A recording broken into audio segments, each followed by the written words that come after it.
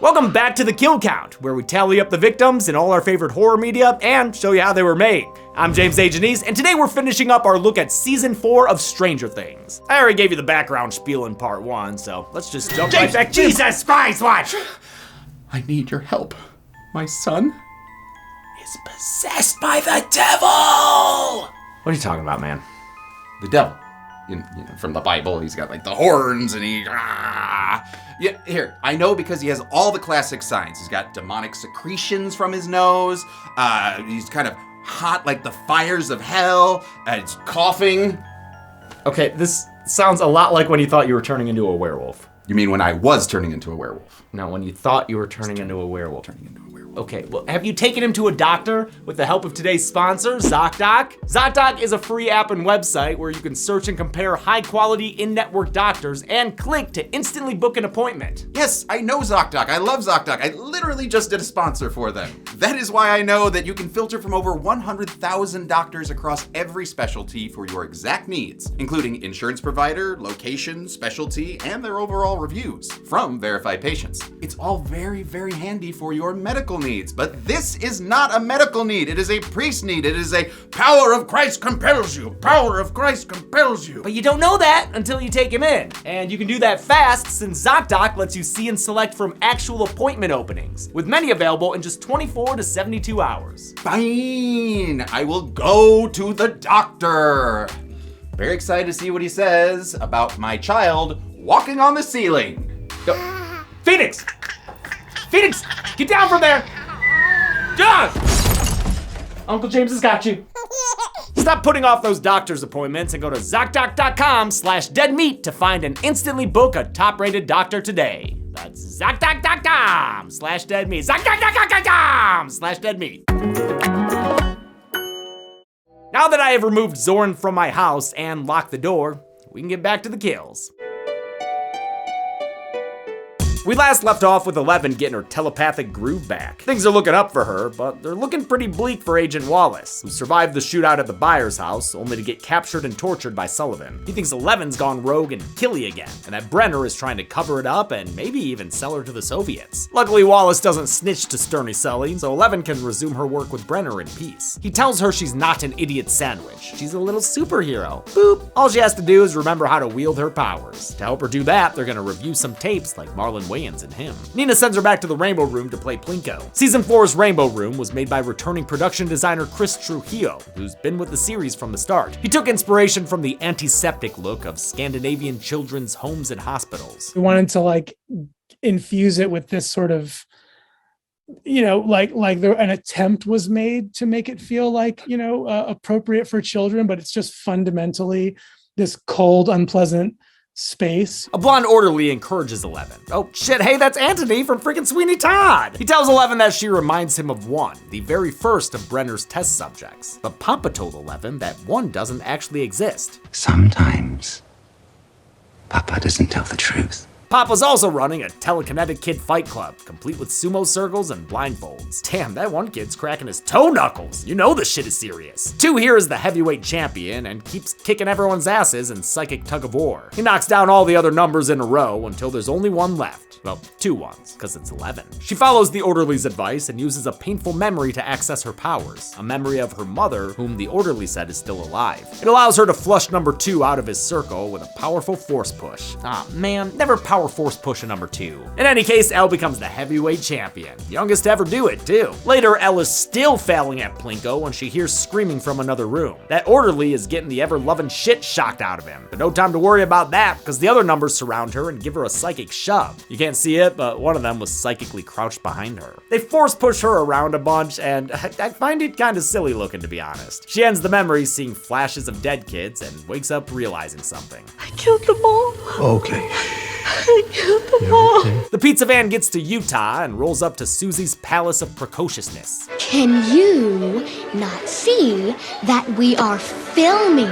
This is yet another scene that's just too silly for me, especially with the music, which I think is sometimes overbearing this season. Amidst the chaos of her Mormon family, the boys convince Susie to trace an IP address to a location in Nevada. Then she prints out the coordinates for them, like this were ye olde MapQuest days. Quick, to the pizza mobile! Joyce and Murray have fully crashed Yuri's plane and are worrying about a Yellow Jacket situation. They threaten to leave Yuri to die until he agrees to lead them through the wilderness. He warns that they'll need to reach the prison by nightfall to save Hopper, if he's not dead already. He's not, but he might be soon, because he and the other prisoners are herded out of their cells and served a feast. It's their last meal before the guards throw them into a monster pit. Hopper goads Antonov into a fight so he can get beat up and put in a cell for like the 100th fucking time this season. God! But the ruse allowed him to smuggle vodka and a lighter into their cell. He says that fire is the only known weakness of a Demogorgon, and that this is their best shot at killing it. Yuri takes Joyce and Murray to church, where Murray says they don't need to break into the prison. They can walk in under the guise of a prisoner drop-off. They'll just have to swap roles. Murray will play Yuri, and Yuri will play Murray. Joyce, you're still Joyce. No acting for you. In Hawkins, the police arrive at the scene of Patrick's death to find a shell-shocked Jason holding the body.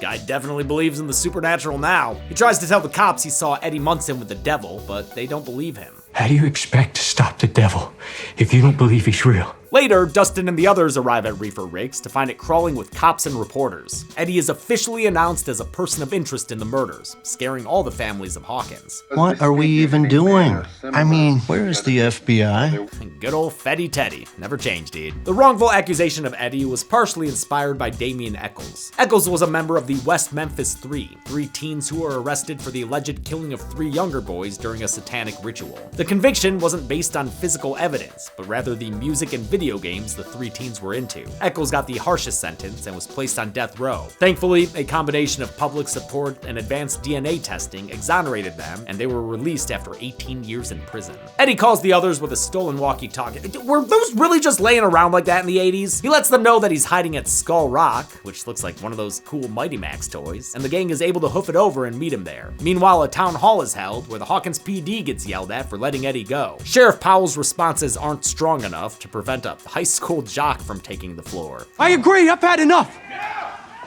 In fact, I think we've all had enough. Jason whips the town into a frenzy. He blames the mall fire and unexplained deaths over the years on devil worshippers like the Hellfire Club. Erica tries to stand up for her brother and his friends, but these guys have pamphlets. Pamphlets with the boys on them. Yeah, that's not good. The b-ball captain cites Bible passages and goes full Jason Gemstone on the crowd. God knows, there's good in this town. So much good.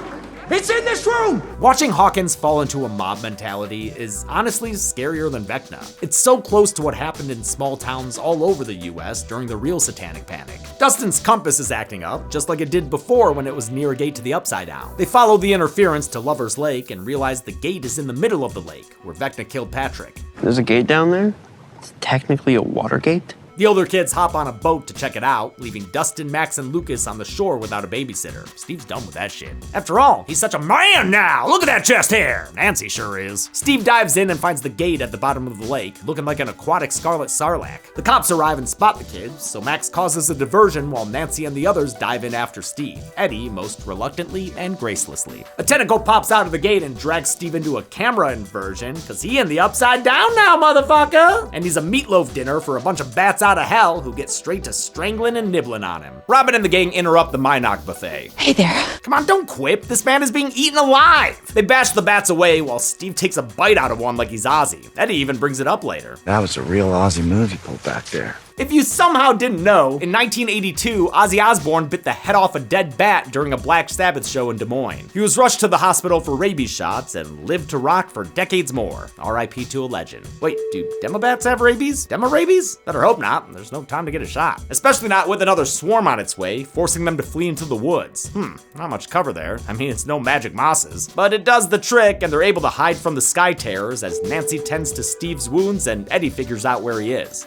So, this place is like Hawkins, but with monsters and nasty shit. I mean, yeah, pretty much. Over in Russia, it's time for Hopper and his prison pals to do the Monster Mash. Enzo warns Hopper that his plan is nuts and that they'll need a miracle to pull it off. Well, how about a miracle? Because he just got to the prison with a gagged Joyce and Yuri in tow. His Russian ain't too rusty, so he convinces the guards and the warden that he's actually Yuri. They're led to some box seats just in time for the show. They watch as a buzzer sounds, signaling the prisoners that it's time to grab weapons and get ready to fight. Hopper uses cloth, the vodka, and the lighter to MacGyver a flaming spear. Murray shoves a gun into the warden's side and warns him not to move or he'll shoot. But the warden says Hopper's as good as dead, because that Demogorgon's a-coming, and he's the star of the show. Or at least he was in season 1. He proves he ain't washed as he fucking wrecks 5 of the prisoners in an awesome continuous slobber knocker. I mean, literally, that dude's face just got slobbered all over. Oh, Demogorgon, you still got it!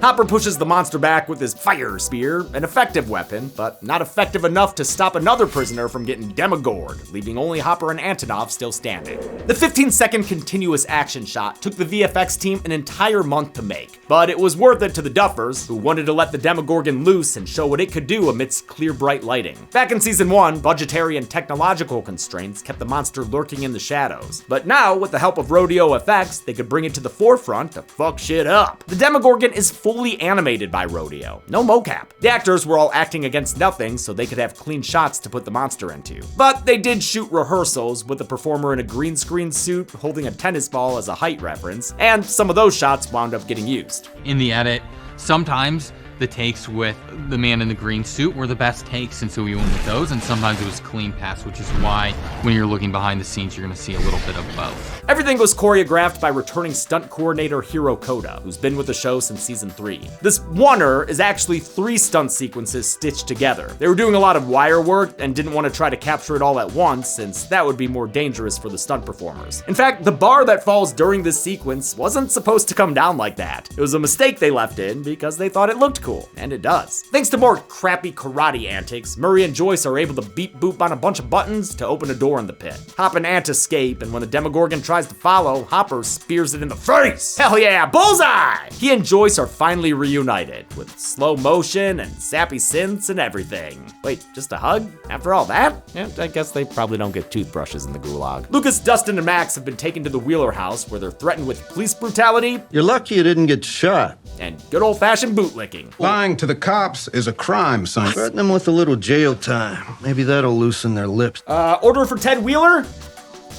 They stick to their story of being out for a night swim, so the cops opt to separate them for individual questioning. While Max is in the hot seat, Dustin and Lucas bring Erica up to speed. They realize that every time Vecna kills someone, it opens another gate to the Upside Down, and he may even be working for the Mind Flayer as a member of his army. Or if the Demogorgon was just his foot soldier, Vecna's his 5-star general. To fight that Upside Down army, Nancy and the older teens are gonna need some arms, so they head to her Upside Down house to get her Upside Down guns. On the way over there, Eddie tells Steve about how much Dustin worships him. I don't even know why I care what that little shrimp thinks, but guess I got a little jealous, Steve. He's also jealous of Steve's heroism, since all he's ever done is run like a coward. Not like Nancy, who jumped into the lake after Steve without a second thought. That was as unambiguous a sign of true love as these cynical eyes have ever seen. They get to Nancy's house, but her guns are nowhere to be found. In their place are old shoes and a stuffed animal she got rid of years ago.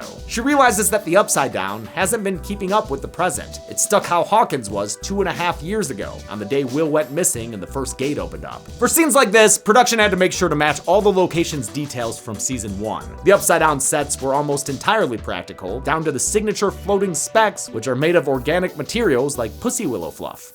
Pussy willows. Calm down, Bev. Steve can hear Dustin's voice echoing through the house as he theorizes with Lucas and Erica, but Dustin can't hear them, so they're gonna have to pull a season 1 Will and communicate through lights. They send out an SOS to Dustin, which gives them all raver traces. Whoa, dude, they can like see light. Are they on Molly? Kinda feels good. Oh shit, they might be. Dustin grabs a light bright so they can spell out words, and he tells them they can escape the Upside Down through the gate in Eddie's trailer. Robin asks if there are bikes here, and like, dude, did you even watch season 1? It was as bike-tastic as a Stephen King story. The Right Side Up kids will meet them there on the other side, so they also take their bikes and ride away, making sure to pop cop tires on their way out. Saboteurs! We get an awesome shot that shows how everyone be riding bikes, no matter which way is up. Great stuff. But there's a spy eyeing the Upside Down gang from a light pole, so now Vecna knows they're on the move. In the Right Side Up version of Eddie's trailer, Dustin and the gang rig up a mattress and a bedsheet rope for the others to climb up. Or climb down? I guess kind of both. Holy shit, this is trippy. The physics are confusing, but it's fun to watch them climb from one world to the other. That was fun.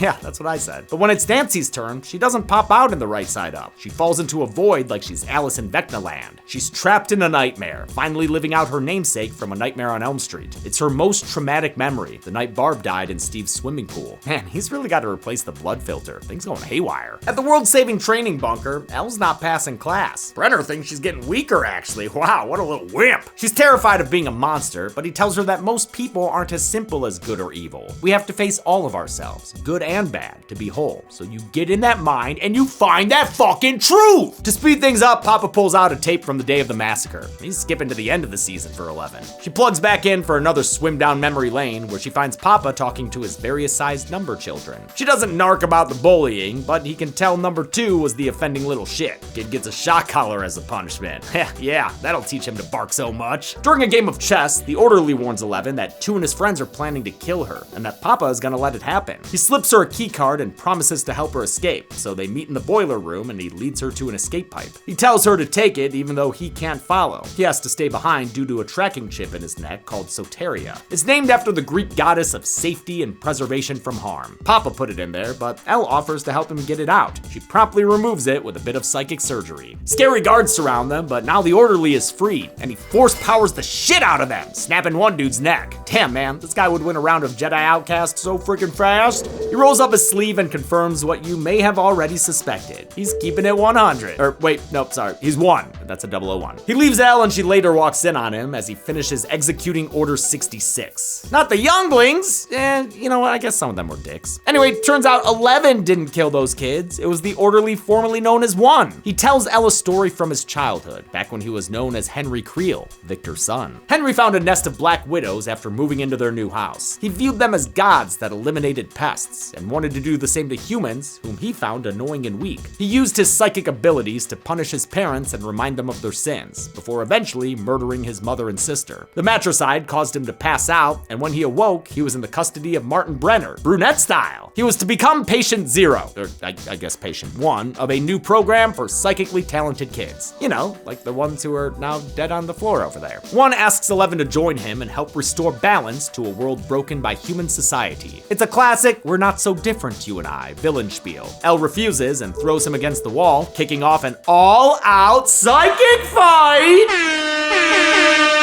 1 gets the upper hand, literally, and sets 11 up for what could be the coolest choke slam of all friggin' time, dude. But before she becomes the first person to get Vecnatized, she travels through a wormhole to a happy memory of her mother, and comes out with a new resolve to beat him. Without realizing what she's doing, she opens the very first gate to the Upside Down and forces 1 through. It looks pretty similar to what she did to the Demogorgon at the end of season 1. 1 falls through a landscape of thunderbolts and lightning, and it's very, very frightening as he gradually transforms into a monster, looking like Anakin Skywalker on Mustafar. And also a little Matt Smith there, right? Am I crazy? The last shot of the episode shows the faded remains of a 001 tattoo on Vecna's wrist. This is a huge moment in the season. The revelation that 4 characters are actually one person. The mysterious orderly, the mythical 1, young Henry Creel, and the big bad Vecna are all the same person. Such a reveal really hinges on the performance here, and Jamie Campbell Bower absolutely kills it. He's so good at switching from his earlier warmth towards Elle to pure, cold-blooded menace. Makes sense that his audition featured 2 wildly different sets of sides, one from Primal Fear and the other from Hellraiser. Much like Andrew Divoff playing Nathaniel Demarest and the Djinn, Bower plays both the human and the monstrous forms of his character, meaning he was the one undergoing Barry Gower's extensive makeup work. Instead of a rubber suit, which might look bad and restrict movement, they glued a series of prosthetics directly to Bower's skin. He'd get to set at 3 a.m. so 4 people could spend 7 hours transforming him. Then he'd have to shoot an entire day and spend one more hour getting everything removed. The material was heavy, 20 to 30 pounds just on his head and shoulders, and included dentures over his teeth and full scleral contact lenses. The final touch was a layer of slime achieved with KY jelly and the makeup gel Ultra Wet. We really put him through the mill. There wasn't anything else we could get on Jamie. But Bauer never let the process deter him, and took to the prosthetics with excitement. He used them to help find the physicality of the character, especially the 10-inch mechanical finger extensions they built for his hand. They were made of aluminum extensions with foam latex on the outside, and he looks like he's having a blast with them. Finally, for his voice, he referenced Doug Bradley's work as Pinhead and used a deep, booming tone that came naturally to him. They kept on saying, oh, we love your voice, we love your voice. And I was thinking, what do you mean you love my voice? Like, this is just how I talk. The grand Vecna reveal was the end of the first part of season 4, which was released on May 27, 2022. This 2-part release strategy was a first for the show. Though I split the kill counts for the first 2 seasons into 2 videos each, Stranger Things had always released all its episodes at once, in traditional Netflix style. But season 4's episodes were just too long for one big release, since the Duffers said they couldn't figure out how to condense the scripts without cutting too much out of all the disparate storylines. Netflix was more than willing to accommodate them. Is Netflix just totally on board with this? Do you have carte blanche to do whatever you want?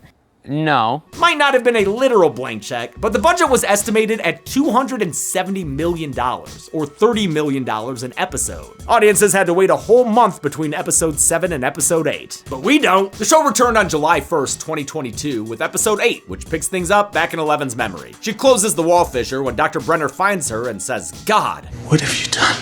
You're a small psychic girl, and you're covered in blood. That brings us back to the season's opening scene, only with the newfound knowledge that all those kills weren't done by 11, they were done by 1, who we see getting tatted up by Brenner as Nancy watches from inside his mindscape. With Nancy in a trance heap, the kids search for music to snap her out of it, but can't find anything in Eddie's heavy metal collection. That's okay, maybe she doesn't want to be saved, because Vecna's walking straight towards her, and apparently he's so hot. Seriously, the hear me outs have gone too far. He wraps her up in tentacles. Oh God, it's getting worse! And steps up to her, giving us another great close-up look at him in all his fleshy glory. He tells Nancy he wants her to deliver a message to Eleven and shows her a vision of a potential future where entire streets of Hawkins have become gates to the Upside Down. In Russia, the Camp Shitka is hitting the fan at the prison as the not yet dead Demogorgon throws a Demofit and a Demodor. Yeah, good luck fighting that thing, y'all. Hopper and Joyce share a tender moment aided by some first aid foreplay. She tells him about his post-mortem reputation back home. You're the hero of Hawkins. And that Eleven misses her dad. We all do. The moment is interrupted by a climbing Demogorgon. Apparently they can climb, too. Ah, man, you never wanna, they can fly now. A bunch of bullets don't do shit to put it down as it charges at a cell block officer and kills him off screen based on the noises we hear. Other noises lead everyone to a lab to see what's on the slab. And holy Doug Dimmadome, it's a Demodog! Guys, it's a Demodog! Isn't this awesome? Oh, Hopper doesn't like it. That's okay, there's a whole alien resurrection stash of species and Bacta tanks up in this bitch. And within the most secure cell is a freaking flesh tornado? Oh, is Garrus hitting a finisher? Oh, I guess it's swirling mind flayer particles, caught in a spin cycle or something. Enzo finds an escape vent, so they climb through it out to snowy freedom. They persuade the loathsome Yuri to fly them back to Alaska with the strongest rhetorical device, a gun. He leads them to a busted-ass helicopter named Katinka, but she'll need Katinkering to make the trip. For me, she is still a virgin. Helicopter? He barely knows her! In the lab, Brenner and Owens revive Eleven with an airplane emergency oxygen mask. She's feeling like her old self again. Maybe even better, since she walks up to Nina and lifts that shuttle off the ground like a Kerbal Space Program Pro. Nice! Now she can go back to Lenora and disintegrate Angela's stupid face! Or go to Hawkins and defeat Vecna. As long as they're items A and B. She knows Vecna's threatening Hawkins since she saw her friends during her psychic coma. She even saw the visions Vecna showed Nancy of death and destruction. His evil ass ain't dead, but he's trying to unleash an army of darkness onto Hawkins. The Hawkins gang would also like to prevent that from happening. Max realizes that Vecna's clock always chimes exactly 4 times in her vision. So, like many villains before him, turns out he can't resist giving away his own plan through hints and clues. He's trying to kill 4 victims to open 4 gates to the Upside Down and trigger the end of the world. After Chrissy, Fred, Fred and Patrick, that means he's only 1 kill away. Nancy guesses that their Vecna problem is tied to 11 somehow, since whenever they call Lenora, they get nothing but radio silence. Well, ready or not, even without their superhero, they're gonna try to find and kill Vecna. They figure if they attack him while he's plugged into his murder matrix, it'll be like slaying Dracula while he's asleep in his coffin. Nan Helsing will lead the team as they arm up and take the fight to the Upside Down. But they'll need to guarantee that Vecna's in a trance when they attack, which means using Max as bait. She agrees to stop running up that hill and toss her tunes, tempting the Vecnanator to hone in on her. Elle watches all this like Matthew McConaughey watching his daughter from the bookshelf. She tells Owens that she wants to go help her friends kill Vecna, but Brenner insists she's not ready. He's like, girl, get real. Hank's a scary motherfucker by now. But Owens supports her and says they can't keep her against her will. You may not agree with it, but here she is, standing before us, making a choice. Aw, he's like a friendly uncle. Wait, if Brender's Papa, does that make Owens Unk? Well, Papa don't like losing authority, so Unk is assaulted and 11 is locked inside the bomb shelter. Papa says they'll kill Owens if 11 tries to leave, and that they've got to finish what they started so Vecna can be defeated one and for all. 11 blames Brenner for all the kills I've counted in this series, and everything else. The gate opening, the mind flayer, probably even Will's stupid haircut. It's all because he refused to let Henry Creel go. She's finally realized who the bad guy is. It is not me. It is you. You are the monster. It's a cliched yet empowering moment for her, and she goes to leave, but on her way out, he sure does get her with some neck-injected drugs. They must have really stocked up on those. Armed with Susie's coordinates, the pizza van heads towards the Nina project. Mike worries that even if they can help save 11, she won't want to be with him anymore. I mean, she's a literal superhero, and he's just that guy from Hell of a Summer. Will takes the opportunity to cheer Mike up with a painting he's been working on. It shows their D&D party fighting a dragon together, with Mike on the front line since he's the heart of the group. Much like the dude's rug, he really ties everything together. Will's soft launches his coming out by talking about 11, even though he's really talking about himself. When you're different, sometimes you feel like a mistake.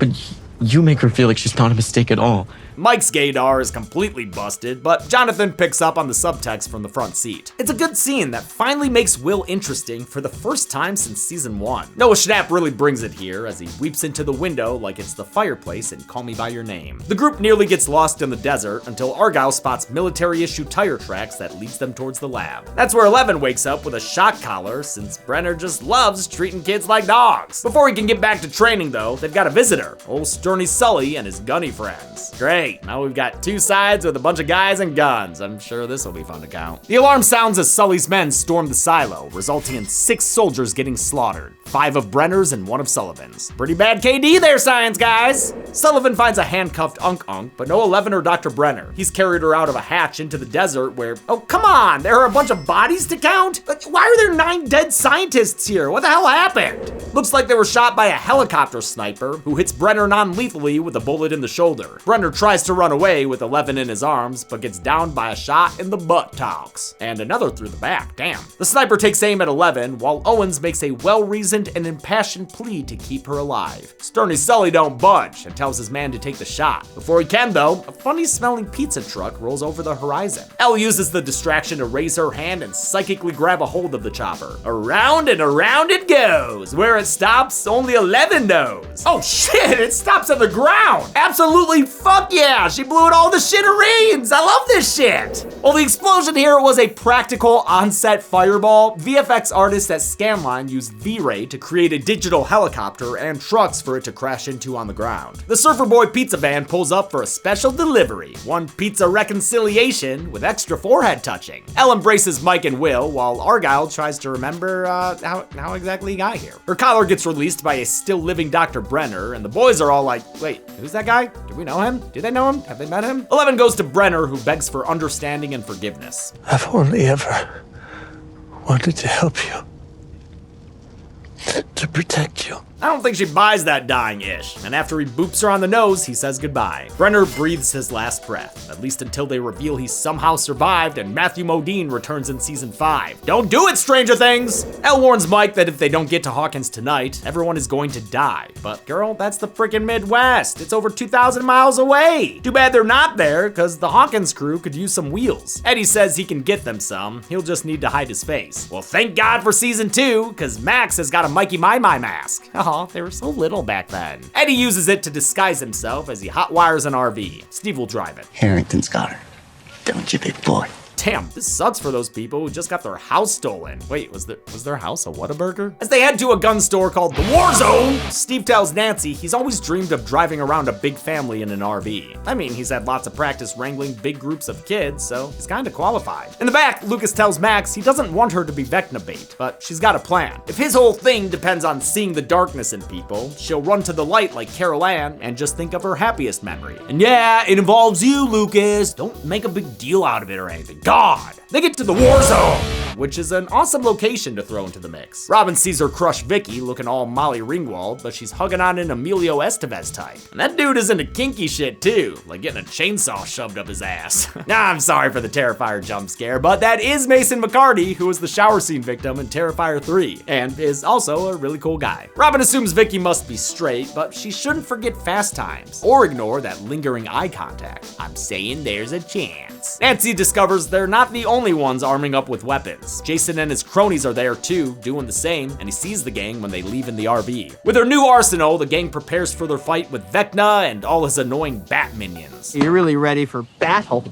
Oh, come on, Eddie. Give him inspiration for that. Nancy Oakley saws off the barrel of her shotgun, Eddie nails shield making, and Steve and Robin toast Molotov cocktails to their luck, even if she's not the most optimistic about their chances. It might not work out for us this time. Still, the only thing they can do is try, as the penultimate episode of the season ends with a remixed version of Journey's Separate Ways Worlds Apart. Frontman Steve Perry liked it so much, he helped make an extended version of it. The epic music continues as they split up, with Max, Lucas, and Erica going to the Creel house in the right side up, and the others flipping over into the upside down. The season finale begins back in Russia, which fucking sucks. I swear, every time the show cuts to Russia, I let out a heavy sigh. I'm just so sick of Murray and Yuri. I am glad Joyce and Hopper finally get naked together though. That sexual tension's thicker than smuggled peanut butter, though not as thick as Hop's scar tissue. He tells her his prison stint gave him time to dwell on regrets, like putting Joyce in danger and hopefully acting like a doofus sitcom dad last season. They fantasize about the dinner date they'll finally share back home, and Hop even starts talking dirty. And then there's dessert. You gotta have dessert. Gotta have dessert. I think. Then, after 4 seasons and 6 years of build-up, they finally share a kiss. Yeah, this is a finale. We getting payoffs, motherfuckers! They find out from a phone call with Agent Stinson that the kids are fighting evil. Again. Since they're out here in BFE, they'll have to help from afar. Otherwise, we wouldn't be able to have this plot line in the finale, and we wouldn't want that. They decide to destroy the Mind Flayer particles they saw back in the prison, hoping it'll hurt the hive mind enough to help. Things get kinda action movie for a mo, while Hop plots out their reverse prison break. Breaking back in's gonna be easier than breaking back out. That's why we need an airlift. This is where you come in. They're like the Dirty Dozen, except a third of the size. So, a dirty foursome. No, actually, strike that. Leaving the Russians to tink and think, Hop grabs a flamethrower and drives back to the prison with Murray and Joyce. Back in Hawkins, Nancy lays out the season finale plan for their plot line. First, Erica will find where Vecna's hiding, then signal from the right side up to the others in the upside down. Then Max will bait Vecna from the right side up Creel house, causing V-Man to become vulnerable. In the upside down, Dustin and Eddie will draw the bats away, leaving the Creel house undefended as well. Nancy, Steve, and Robin, aka the Dreamy Team, will attack him in his lair in the upside down and take him down. They climb down, up, I don't know, through the rift in Eddie's trailer and set the plan in motion. Hey, Steve. Make him pay. Through light surges, Erica finds where Vecna's hiding in the Creel house and runs off to the playground to alert Nancy in the upside down. A concerned citizen sees her running around, so he does what any responsible adult would do and calls a bunch of angry high school jocks with guns.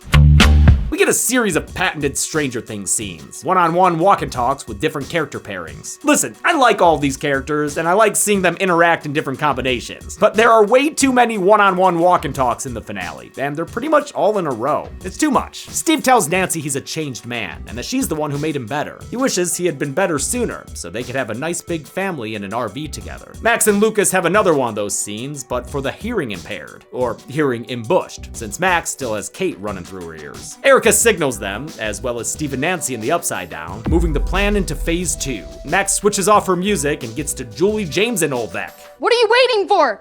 Girl, you yelling at a bug zapper. Since the desert gang is, in the desert, they're also gonna have to help remotely. Good thing they've got a psychic kid. Elle says she can enter Max's mind when Vecna does by piggybacking off of him. Then she can fight him in his mindscape. Mind fight. Righteous. Yeah, but just so we're clear, the mind is the arena. They ain't throwing brains at each other. Elle's gonna need a sensory deprivation kiddie pool, which means salt water, and Argyle's got a sodium hookup. Probably met him through his weed hookup. It's the local Surfer Boy pizzeria, complete with an Argyle too. Argyle Prime convinces him to let them use the store with the help of Purple Palm Tree Delight. As they cook up Elle's personal water park, we get more character scenes, one of which includes the pineapple on pizza debate, because this came out in the early 20s and people just couldn't shut the fuck up about that, could they? It's clearly good when warranted. The best one of these scenes is between Jonathan and Will, as the older brother swears to always support him, saying through subtext, even if he's gay. He says he'll always love Will. No matter what! They finish the pool, then Elle dives into her void. She sees Max and Lucas wandering around looking for bugs to zap. Vecna hasn't taken the Max bait yet, so she sets down her Walkman and talks to him directly. She admits that she did sometimes want Billy to die, and when she saw him killed, she didn't intervene because she wasn't sure if he deserved to be saved. Now, she can't forgive herself for thinking that way, and wishes something bad would happen to her too, just to keep things even. She asks Vecna to make her disappear, and he's more than happy to oblige. But first, she's gotta have hallucinations. It's going to be you that breaks the world. Vecna has assumed control. He has assumed control. He has assumed control. But he still looks like Lucas. Maybe smack the side of him? Yep, that fixed the picture right up. Max makes a run for it, trying to think happy thoughts, as 11 grabs her arm and plugs into her mind. It gives us the latest of many montages of moments from earlier seasons. When she finally lands herself in new footage, it's Max's memory of that time she auditioned for that one short in VHS Viral. With 11 successfully in Max's mind, Lucas signals Erica to begin phase 3. That means it's time for Dustin and Eddie to distract Demobats. They've been turning the Upside Down trailer into a bunker/concert stage. Are you ready for the most metal concert in the history of the world? With a dedication to Chrissy and the amps turned up to 11, Eddie gets shreddy. Wait, is that actually him playing this Metallica song, or are they just playing the album? Because if it's him, this is insane. Can the rest of those dudes keep up with him? If so, that is an impressive teenage band. Someone should sign them. The Demobats can't resist such tasty licks and flock to the trailer, leaving the Upside Down Creel house defenseless. When designing the Demobats, longtime Stranger Things creature concept artist Michael Maher crafted something like a bat mixed with a spider. And my earlier reference to Minox was actually spot on. The Duffers initially suggested the Demobats look like those creatures from Empire Strikes Back. From the space slug scene. Maher further developed them with inspiration from arachnoids and facehuggers from Alien. Rodeo FX hand animated each of the 5 to 6 tails to give them movements that looked both graceful and evil. Then, like all the monsters in Stranger Things, they got a coating of digital slime. Kind of the cherry on top of the monster sundae is always a slime pass that goes on top of it. The Hop Squad arrives back at the eerily empty prison with plenty of gunfire coming from the distance. Maybe South by Southeast? Keep an eye out for footsteps, my guy. When they get inside, they find a room with a dead guard and a dead scientist. The warden's still alive, but not for long, and tells Murray that the Demogorgon got in. Yeah, no shit, dude. Then the guard shot at it and shattered the tanks, so the other monsters came alive as the shadow went into them. He dies before he can clarify what the fuck that's supposed to mean, but a shriek lets them know. The Mind Flayer particles have gone into all those demodogs they demosaw. They catch a glimpse of the carnage at Kamchatka on the security monitors, where I count 6 bodies, I believe. They concoct a plan to lead the monsters into the pit and rain hellfire on them from above. 8 more dead guards can be seen in the background as they put together their plan. Wow, we're really piling them on now, huh? Everyone gets assigned a role, with Hopper volunteering as bait. He'll tempt a demodog he sees by itself, nomming on bodies we've already counted. Oh no, Joyce is getting traumatic flashbacks to Bob's death. Come on, Hop, don't do this to her. She's already seen demodogs tear into one of her husky boys. But this husky boy promises he'll be back, because he's not a husky hobbit, he's a husky hellboy. They have one more terrible tasting kiss, and he sets out, passing 2 more bodies in the hall along his way. Then it's time to get along, demodoggy! Hopper runs from the demodog through the corpse-filled halls, where 9 more bodies can be seen and added to the count. Some of them are seen on the monitor by Joyce, so thanks for the extra angle, lady. She watches as a demodog pins Hopper down, threatening to give us a Bob Newby Part 2B. Back in Right Side Up Hawkins, a teenaged posse chases down a middle schooler. Those damn basketballers have found the Sinclairs. Bad timing for Lucas, who's sitting with Max as she runs around Vecna's mine layer. V-Man appears as Billy again and traps Max at a dead end. For his return to the series, Dacre Montgomery wasn't able to be physically present on set. Australia's strict COVID lockdown rules prevented him from leaving his home country, so he was digitally added to the scenes with Sadie Sink. Max thinks of happy memories with Lucas, memories like the snowball dance. It works until Vecna gets Pennywise to her plan, popping blood balloons in a definite reference to the 1990 It miniseries. Wha-huh? Wha-huh? Wha-huh? Inside the Creel house, Jason confronts Lucas, and yeah, I mean, he probably looks pretty Satan-y with how Max is right now. This is what you did to Chrissy? Lucas tells him not to interfere, but Jason's got a gun, and he'll shoot the damn devil right out of him if he needs to. Lucas calls Jason an evil dumb normie and tackles his captain to the ground. Meanwhile, Erica kicks the other guy in his basketballs and breaks free. Inspiration! During the fight, Max's Walkman gets broken, taking away her escape route and, causing her a needless expense. Thanks, Jason! In the Upside Down, Steve and the girls storm the castle and find themselves playing hive mind hopscotch as they try to avoid the vines all over Vecna's house. One wrong step is all it takes, and they take that one wrong step, so Robin gets frickin' crucified by vines. Nancy and Steve are attacked in turn by tentacles, which, as the Netflix captions put it, slither wetly. Ew. Things for Eddie and Dustin aren't going too much better. The Demobats breach the trailer through the vents, so Dustin retreats through the gate to the right side up. But rather than follow him to safety, Eddie the Banished opts to sever the sheet between the worlds instead. He's sick of running away like a coward. He's been complaining about it the whole damn season. And if you weren't paying attention, it's alright. The show plays a line from earlier this same episode. Look at us. We are not heroes. God damn, we need to quit tailoring to people who half watch shit while they're on their phones. Eddie suits up to sacrifice himself, then rides his steel steed into battle and goes down swinging. Kinda hard to swing away that many bats straight chomping on you though. With everyone's part of the plan pretty fucked up, Vecna cuts in at the dance and taunts Max about it. He says since they all suck, she might as well be the final sacrifice. You know, get this Vecna show on the road. He slams her against the wall, but before he can finish his whole thing with her, 11 shows up. Having finally, I don't know, patched through the pizza place, I guess? This is the first time Vecna has seen 11 since she sent him to the Upside Down. And filming this scene was the first time Millie Bobby Brown saw Bauer in his full Vecna getup. It caused her to burst into tears. I looked at him and I was like, what is that? I didn't know. I thought this was gonna be CGI. I didn't know. She, bless her, she burst into tears. The whole rehearsal, I was crying. Bauer felt bad about it, but hey, made it easy for Brown to seem disgusted and afraid. I didn't have to act. I was terrified.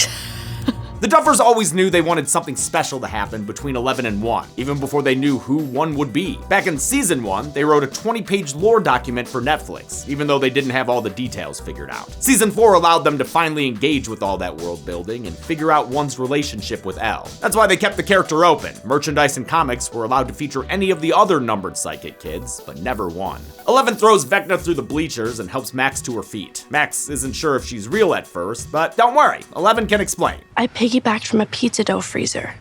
Never mind. They walk back into the gym where they find a vexed Vecna waiting for another fight. It's the rematch of the century, folks. Only this time, Elle's not a little kid, and 1 is working under a whole new gimmick. Really got a kind of Isaac Yankem to Kane transformation going on here. It's also a level up, since he's able to throw her around in his mind layer with ease. He has his vines pin her to the door of the Creel house. He doesn't want to kill her just yet. First, he wants her to watch as he kills Max. 11 tries to stop him by saying Papa's dead, so, you know, he can quit being a dick. After all, Brenner's abuse is what made Vecna what he is now. He's the monster, Henry.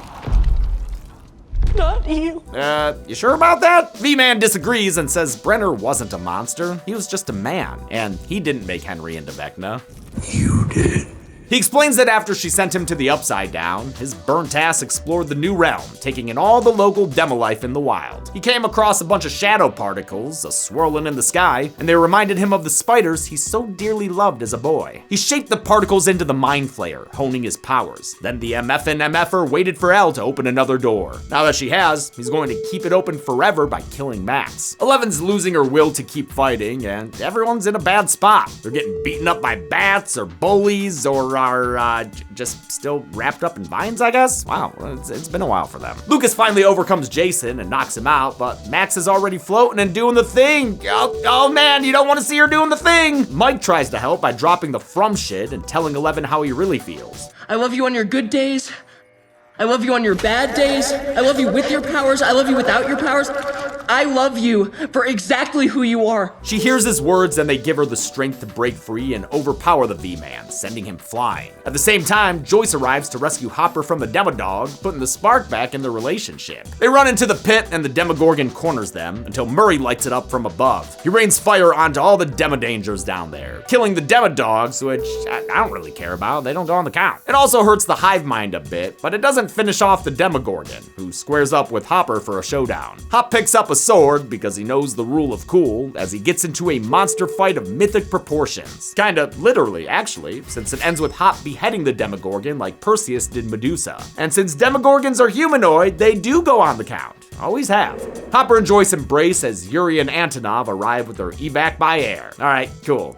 Are we done seeing them now? Fingers crossed! Thanks to Murray's Demodog Demolition Derby, the hive mind gets hurt so bad, the bats stop Nominon Eddie, and Nancy and co. are able to escape the evil vines. The unexpected turn in fortune allows them to move into Phase 4. The Dreamy team finds Vecna's server room and prepares to make him go offline. They light him up with fire as Kate Bush comes back on the soundtrack. Steve and Robin make use of those Molotovs, while Nancy freaking Wheeler blasts the shit out of Vecna with her sawed-off shotgun. She even shoots him out the window, with Natalia Dyer looking real badass while she does it. And I'm not the only one saying it either. Many people are saying it. Yeah, she looks awesome. She looks amazing. But Vecna still manages to get away, escaping for the sequel like Michael Myers. Dustin tries to get back to the Upside Down to help his buddy and messes up his ankle when he flops through worlds. The bats are dead, but it's looking too late for Eddie. I mean, dude's at the end of his character arc, you know? I didn't run away this time, right? It's a sad and sweet scene between two outcasts who always had each other's backs. I love you, Dad. Eddie says this is finally gonna be his year, and then he graduates to the great beyond, dying in Dustin's arms. Damn, ain't no one in this party got a scroll of Revivify? Though Vecna got interrupted, he still messed up Max pretty good. I can't feel or see anything. And in fact, she's not okay. She dies as the clock chimes a fourth time, verifying that the final sacrifice is complete. Shit. The biggest rift yet opens up in the ground, ripping the house in half and Jason with it. Haha, yeah, get fucked, dude! The earth shakes as Vecna's vision comes true and Hawkins rips asunder with gates, all of them converging in the middle of the town. It's a disaster on an insane scale, all while 11 deals with the personal disaster of losing Max. This is some of the most impactful things Stranger Things has done. And wait, what? Two days later? What the fuck? We're just gonna yada yada yada after that? Sure, 2 days later, Hawkins is still a disaster zone, destroyed by what the news is calling a giant earthquake. According to the report, 22 people were killed in the chaos, so we'll add 21 to the count right now, since I'm assuming that reported number included Jason, and we already counted him. The Wheelers are packing up their home when the pizza van arrives. Great, now the gang's all here, and Argyle too. Wait, does he have a family? Do his parents know where he is? In a little twisted twist, Max is revealed to be alive, because Stranger Things will only kill new characters. You can count on that. I mean, she's lucky she's safe now. She showed up in season 2. That wasn't good enough for Bob. Still, she ain't doing great. She's in a coma with all her bones broken. Womp womp. And before you say I shouldn't have counted her, you can shut the fuck up, because when 11 and the others stop by, we get proof that I was right. She died. I mean, clinically. Yeah, still counts. Her heart stopped for over a minute. They don't even know how she came back, but we know it was Elle. How'd that work exactly? Was she some kind of defibrillator? Whatever. If it worked for Neo, it can work for 11 too. The doctors aren't sure if Max will ever wake up, but she'd fucking better, because there's still one more season to go, and Sadie Sink is maybe the best of the entire cast. Hawkins High acts as a safety shelter, where Robin, Steve, and Dustin drop off donations and volunteer. As Robin makes sandwiches, she finds a sandwich sister sister in the form of Vicky, who also mentioned she broke up with her boyfriend, so like maybe these two have even more sandwiching in the future. Dustin sees Eddie's uncle putting up missing posters and hobbles over to him with his janky ass ankle. The town still thinks of Eddie as a cult leader and a murderer, but Dustin tells his uncle the truth, minus the monsters. He says Eddie was a good person to the very end and died fighting to protect the town that hated him. He isn't just innocent. Mr. Munson, he's a hero. Hey, yo, I thought they were making PB&Js. Who the hell's cutting onions up in here? Nancy leads the Cali crew to Hopper's cabin where, wait, really? A cleaning montage 2 hours into a season finale? Sure, okay. Jonathan apologizes for not being there, and they seemingly reconcile. So, does that mean Stancy's a lost cause? Is Steve represented by Nancy's childhood toy, Mr. Rabbit? He'll be more loved in a new home.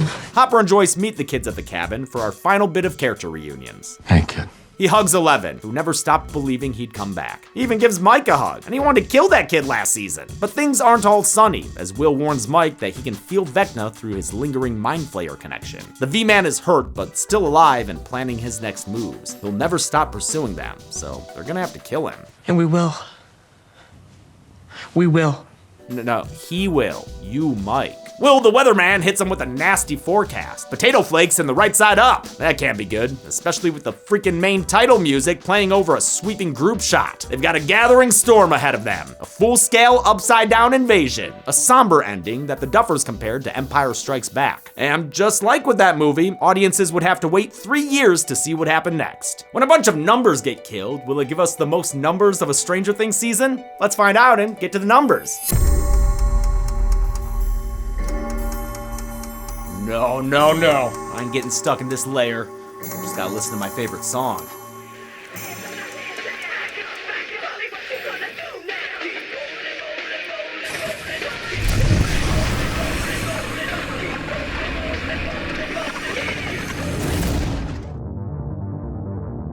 We counted 127 victims in Stranger Things Season 4, consisting of 89 men or boys, 9 women or girls, 29 of unknown gender, and 1 Demogorgon, giving us this Surfer Boy Pizza Pie chart.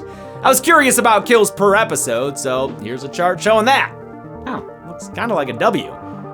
Wow, that's a lot of kills! Especially compared to previous seasons. It had more than twice as many as Season 3, which was the previous highest for the show. With a soul-crushing runtime of 782 minutes, the season had a kill on average every 6.16 minutes. And if you want that in episode form, each episode had an average of 14.1 kills. I'll give the golden chainsaw for coolest kill to Jason. It's a quick moment, but an awesome death, and a great way for such a scary villain to go out. Dull machete for lamest kill will go to all the Kamchatka guards. It was a pain in the ass to count them all as they were turned into Dema-Kibbles and Dema-Bits. And that's it. Stranger Things 4 came out in 2 parts in 2022, with the second release so popular it crashed Netflix for many users. The 5th and final season is about to begin its 3-part release on Netflix, and I can't wait. Until next time, I'm James A. Janice. This has been the Kill Count. On the next Kill Count. Attention all citizens. You are advised to take shelter at the Raccoon City Police Station. A mysterious virus has spread through the area, turning all the residents evil. That explains the horrible things I've seen. And again, the virus has nothing to do with the massive Umbrella Corporation lab underneath the city. Please stop asking about it. Sorry, that information's classified. Looks like it's RIP for the RPD. With no one left to protect the city, it's up to a rookie in a red field to save the day. I don't like the sound of that. Well, you should, because the Resident Evil 2 remake is just as good as the original. It has all the zombie zest of the first game, plus new weapons. Oh, that's a good gun. Tougher enemies. What the hell is up with you? And explosive action. Oh, God! Oh, and don't forget the puzzles. There are so many puzzles. I'm grabbing my dongle, I'm grabbing my crank, doing all of it. This week, solve and shoot your way through Raccoon City with the Resident Evil 2 remake. I think I could fit it in my schedule. Then on Friday, grab a hyper-realistic burger and settle in for the season finale of Kill Count Games, only on Dead Meat. Hell of a night, huh?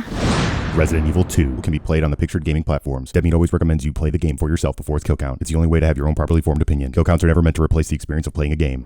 Thank you for watching the part 2 of the Stranger Things 4 Kill Count.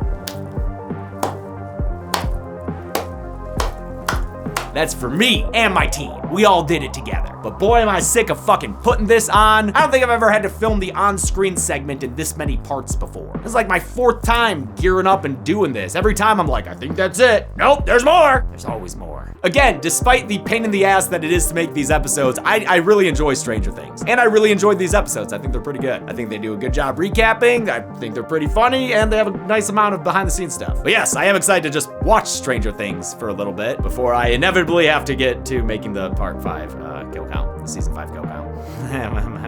Now that I'm done filming this, I do feel like most of my work is done for the year. We'll have a kill count for you every week until the end of this year, and then I'll let you know about next year. I want to thank some patrons like Donkey Switch, Kazoinko, The Amazing Claytato, or Claytato, Kyle G, Seltzer, Dick the Cock Johnson, and Levi Moloch. Come on. Thanks everyone. Be good people.